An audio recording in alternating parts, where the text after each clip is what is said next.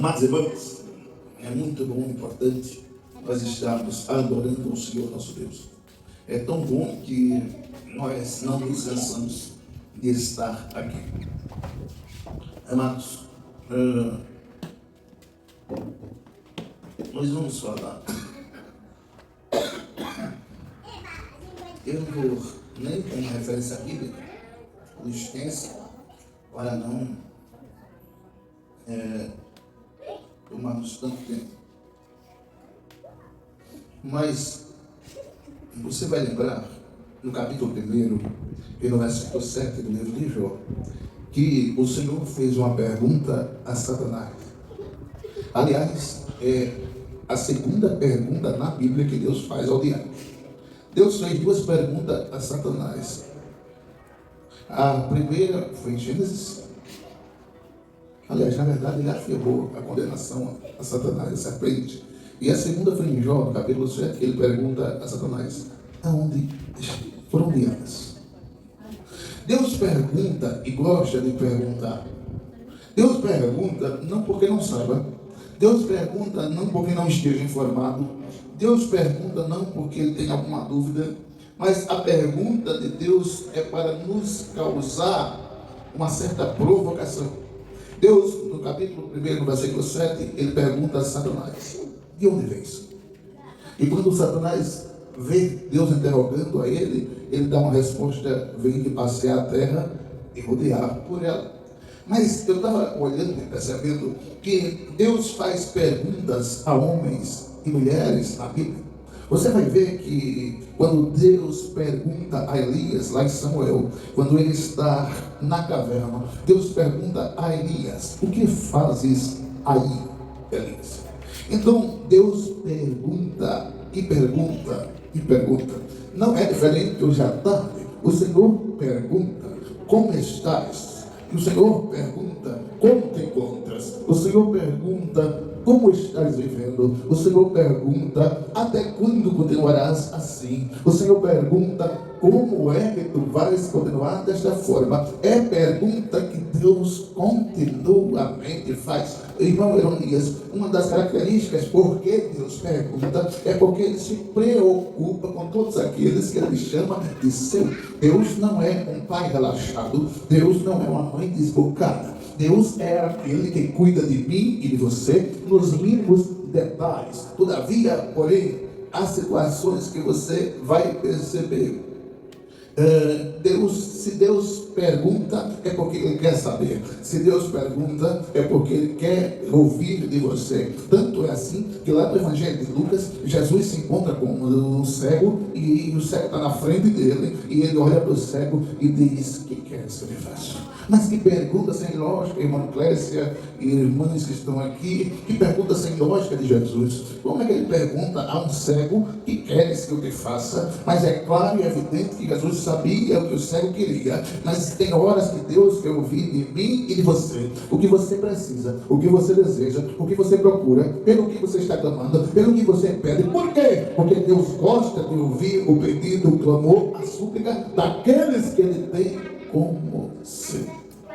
Então é bom a gente ficar sabendo algumas coisas.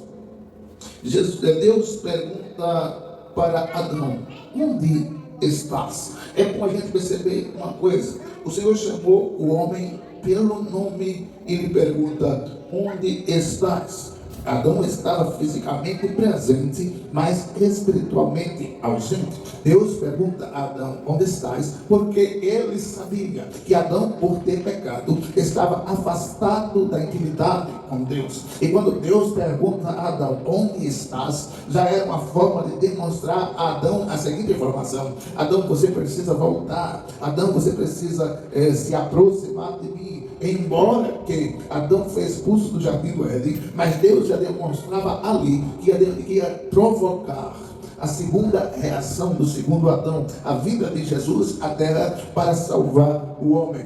O pecado não muda a sua localização, o pecado muda a sua situação. Adão estava no jardim, em pecado, mas quando Deus o procura, ele já não está na condição de um homem limpo diante de Deus, mas de um homem sujo do pecado. Mas eu dou glória a Deus, porque o segundo Adão se levantou, Jesus Cristo, e nos deu a oportunidade de aceitá-lo como Salvador, tê-lo como Cristo Redentor, que morreu, mas ao terceiro dia ressuscitou e vive para sempre. Amados irmãos, é bom a gente frisar algo interessante. Deus nos chama para restauração. Como Adão caiu, você pode cair, eu posso cair. Mas o que Deus quer é que nós não continuemos na lama, no pecado, no erro, na situação que agrada a Satanás e desagrada a Deus. Mas Deus está disposto a provocar em mim e em você uma situação de restauração, para que possamos viver diante de Deus em santificação. Amém. Uma lição espiritual que a gente pode aprender é que quem se esconde de Deus já se afastou do propósito que ele tem na sua vida. A vergonha é um sinônimo de que quebra a comunhão entre você e Deus. Onde você está? Eu confesso, irmãos, que em alguns momentos na minha vida eu já disse para Jesus, onde eu estou? Eu já fui mais fervescente, eu já fui mais afogueado, eu já fui mais entusiasmado. Neste momento eu já disse para Jesus algumas vezes, eu estou um pouco para baixo, abatido. Como é que está a minha situação? Mas nesse momento Jesus aparece, lhe dá uma injeção de ânimo, fortifica o seu espírito, amifica a sua alma, transmifica o seu estímulo espiritual. E quando isso acontece, você se transforma em uma nova pessoa, uma nova postura, um novo comportamento para a glória do Eterno. O Senhor pergunta, o Senhor procura, o Senhor quer saber como é que está a minha situação e a sua. Por isso que tem um hino que diz, conte para Deus o seu problema. Então quando nós desabafamos com o Senhor, Ele está disposto a ouvir as nossas perguntas e, por que não dizer, as nossas respostas. Amém. Então perceba bem, quando Deus faz uma pergunta para Elias, o que fazes aqui, Elias? Elias era profeta, irmão Luiz. Isso está em 1 Reis 19, 9 a 13. Elias era profeta. Elias tinha vencido 800 profetas de Azera e Baal. Elias era homem de Deus, porém estava no lugar errado. Aí o Senhor vai procurar Elias e quando o encontra diz, o que fazes aqui? Sabe por quê? Porque há momentos de adversidade na nossa vida que nós nos acomodamos. Se eu fosse dar o segundo tema dessa ministração, eu diria o seguinte: por que estás na caverna? A caverna nunca foi e nem é lugar de mulher de Deus, de homem de Deus. A caverna, se você estiver, é um lugar de passagem, momentâneo. O problema é que o profeta Elias queria residir na caverna e Deus não permite que crente fiel more, resida em um lugar cavernoso. Deus não permite que homem e mulher de Deus resida num ambiente tão isolado. Por quê, pastor? Você pode perguntar. Porque Deus investiu em mim e você, para você abrir a sua boca, abrir a sua garganta, levantar a sua voz e proclamar o nome de Jesus. Afinal, nesta terra, você ainda é homem, mulher, profeta de Deus para essa geração, para esta nação, para este povo. Você é, nós somos, essa igreja é boca de Deus para essa geração. Glória a Deus. Aleluia. Por isso que Deus, precisando de Elias, Deus disse, o que faz aí? Por que estás aí? Por que se encontra nessa situação? Ah, pastor, mas Deus não sabia não a situação de Elias? Claro que sabia.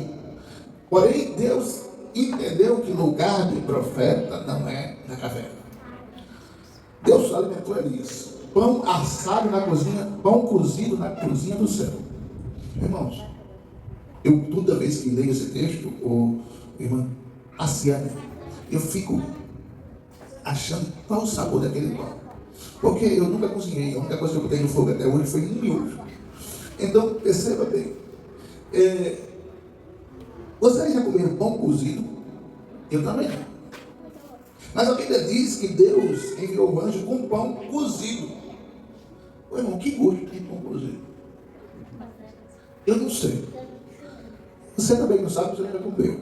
Mas uma coisa eu sei, tem uma vitamina diferente, porque fez Elias caminhar 40 dias. água e pão. É uma terceira característica que eu encontro nessa mensagem. Quando Deus fala com Elias, não é para matá-lo. Quando Deus fala com Elias, não é para destruí-lo. Quando Deus fala com Elias, não é para passar na cara dele os erros que ele cometeu. Quando Deus fala com Elias, é para tirá-lo da caverna, alimentá-lo, enchê-lo de água e fazer ele caminhar. Não tenha medo de Deus, não corra de Deus, não se assuste com Deus. Ele se aproxima de você para perdoar, dar uma nova chance, uma nova oportunidade, uma nova situação, um novo momento, um novo álibi para você recomeçar. Ah, Senhor, eu não sou ninguém, eu não sou nada, eu não tenho nada, eu não consigo nada, eu sou muito pequeno. A gente sabe que eu e você somos pequenos e não somos nada. Todavia, porém, quem investiu em você e em mim foi Deus, que ele não investiu. Glória a Deus, meu Deus. Aleluia, Jesus. Amados irmãos, é interessante a gente ver a pergunta que Deus faz a Elias. É interessante, Deus o encontra em um momento de cansaço e frustração. Eu conheço alguns crentes que são bem mal criados. Quando eles estão abusados por Deus, menino, eu não sei nada, eu não aprendo nada, eu não consigo nada, eu sou assim.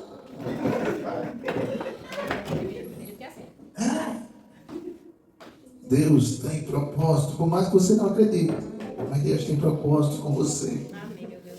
Elias era um profeta que já tinha levantado Eliseu. Elias era um profeta que já tinha feito grandes e magníficas profecias. Quando chega para Acabe e Elias e diz: por 3 anos, segundo a minha palavra, não foi a palavra de Deus, segundo a minha palavra, eu vou dizer uma coisa, Acabe: não vai chover. E quando Elias dá essa ordem na terra, Deus diz: não, você nem me consultou. Você está dizendo segundo a sua palavra. Mas já que você disse, eu estou contigo, eu vou assinar embaixo para honrar a tua palavra, porque eu investi em você e acredito no seu chamado. Aí, por 3 anos não choveu. Aí Acabe se encontra com Elias depois de 3 anos. Aí diz: és tu o perturbador de Israel, Elias? Elias chega à autoridade e diz: não, senhor, perturbador é você e a casa do seu pai. Profeta de Deus, quando tem que falar, aponta o dedo e fala a verdade sem medo. Porque quando Jeová manda, você só é o porta-voz, quem está enviando o recado aí. Meus amados irmãos, é para a gente perceber uma coisa: Deus encontra você exatamente na hora que você mais precisa. Deus encontra você exatamente na hora que você acha que ninguém vai mais aparecer para socorrer. Deus não confrontou Elias com ira, mas com direção. Talvez você ache que o lugar que você está é o melhor lugar, mais confortável, e você vai ficar aí por anos e anos. Jeová chega e diz: eu não te quero aí, eu quero você fazendo a minha obra. Então entenda, ninguém faz investimentos em nada, em ninguém, para não querer resultado. Pastor, Deus investiu em mim? Sim, Senhor. Ele te lavou com seu sangue, te purificou dos pecados, te escreveu o nome no livro da vida, mudou a tua história, te libertou de muitos vícios, te transformou a vida. Agora Ele quer que você vá e faça o que Ele mandou. Amados irmãos, entenda bem, o Senhor Deus nos ensina algumas lições nesse texto. Esse texto nos ensina algumas coisas. O homem de Deus também cansa. Problemas podem cansar e lhe fazer parar no lugar errado, como foi com Elias. Que lugar você está? Espiritualmente falando, que lugar você está? Entenda, que lugar Deus quer que você esteja? É esse que você está? Será? Entendemos uma coisa. Pastor Victor? Entendemos uma coisa interessante. Profeta no lugar errado, Deus não usa. Profeta no lugar certo, Deus usa. Perceba que quando Deus fala com Elias, mas não usa Elias na caverna. Deus fala com Elias. E perceba, quando o profeta, o homem de Deus, a mulher de Deus está na caverna, ele fica até meio confuso. O que foi que Elias fez? Eu acredito que Deus vai falar comigo através da chuva de pedra, através da ventania.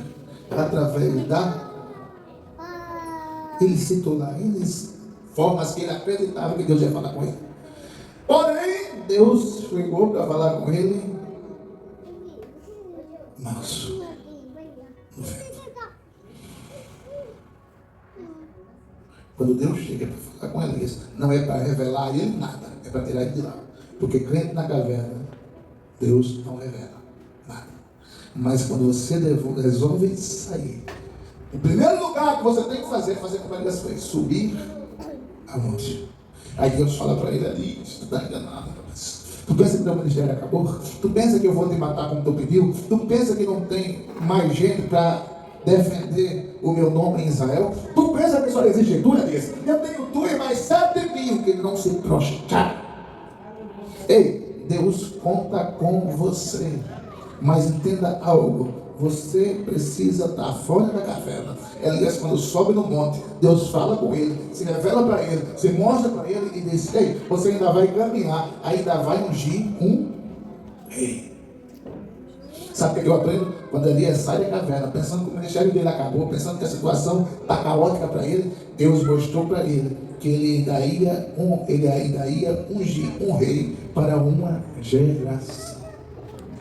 Não pense que você está com os dias contados. Não pense que você está com o ministério fracassado. É um processo, é um momento, é uma situação que Deus está disposto a reverter para voltar a Deus lá novamente.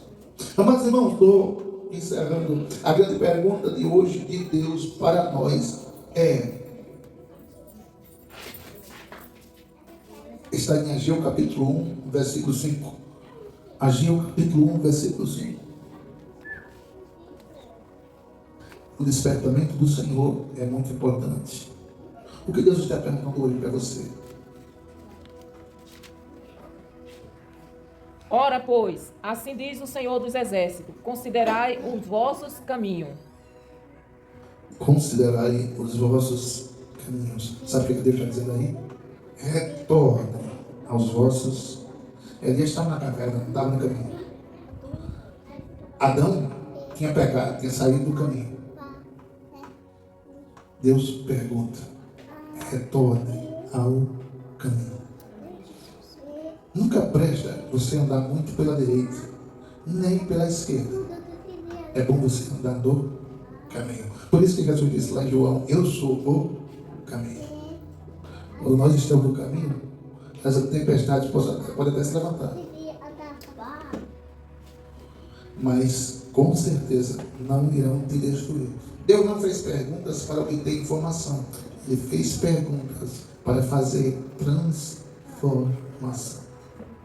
Hoje nós precisamos examinar os nossos caminhos, as nossas escolhas. Precisamos perceber se nós estamos em esconderijo, em caverna, e voltar para o centro da vontade de Deus. É bom a gente pensar nisso. E Lamentações, versículo 3, versículo 40, capítulo 3, versículo 40, diz: esquadrinha-nos o nosso caminho e prova-nos, ó Senhor, para voltarmos ao caminho. O Senhor nos chama, nos alerta para voltarmos ao caminho. Se nós formos perguntar a alguns irmãos aqui, se não todos, eu não vou negar para vocês, eu tenho saudade do Júnior passado, que podia orar de joelho. Eu tenho saudade do Júnior passado. Mas isso não quer dizer que eu vá viver só de passado. Eu trago para o presente o desejo de quem eu fui no passado e clamo ao Senhor. E o Deus que é imutável, Ele me faz voltar ao caminho. Amados, entendamos bem, estou concluindo. Toda pergunta de Deus carrega uma oportunidade de recomeço. Quem responde com silêncio e quem responde com sinceridade encontra restauração. Quem ignora continua perdido, mesmo achando que está em um lugar seguro, mas está em uma caverna.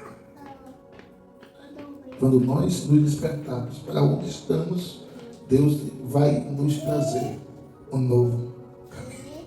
A pergunta de Deus para Satanás foi: onde estás? A pergunta de Deus para Elias foi: o que fazes aí, Elias? A pergunta de Deus para Adão também foi: onde estás?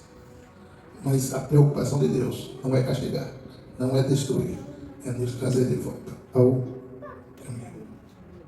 Amém, irmãos? Vamos orar?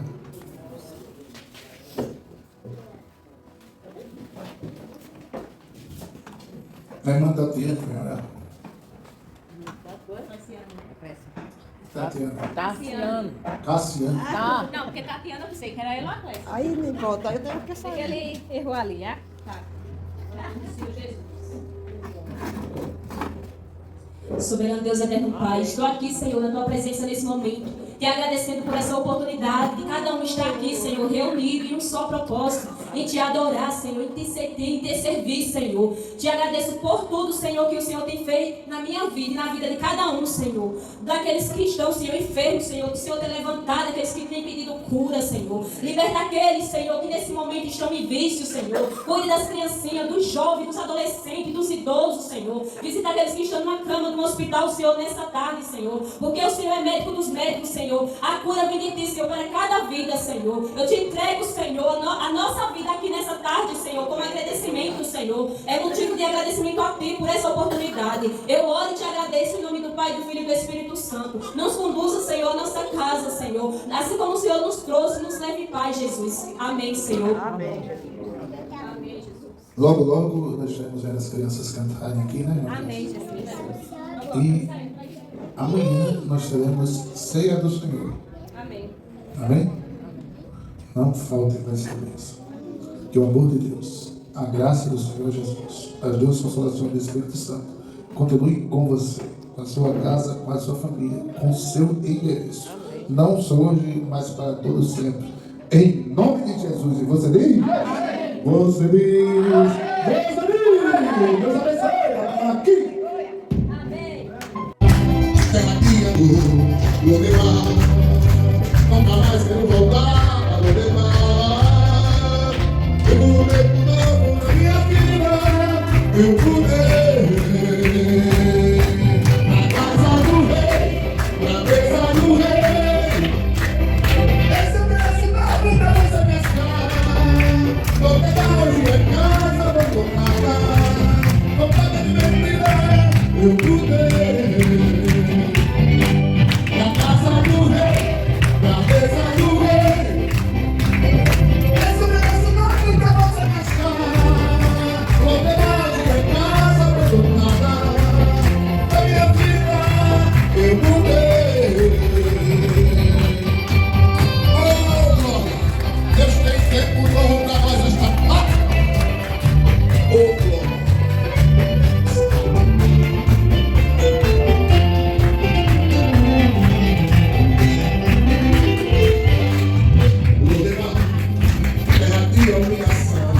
Lo demás, eu nunca mais quero voltar. Lo demás, eu tô tempo novo na minha vida.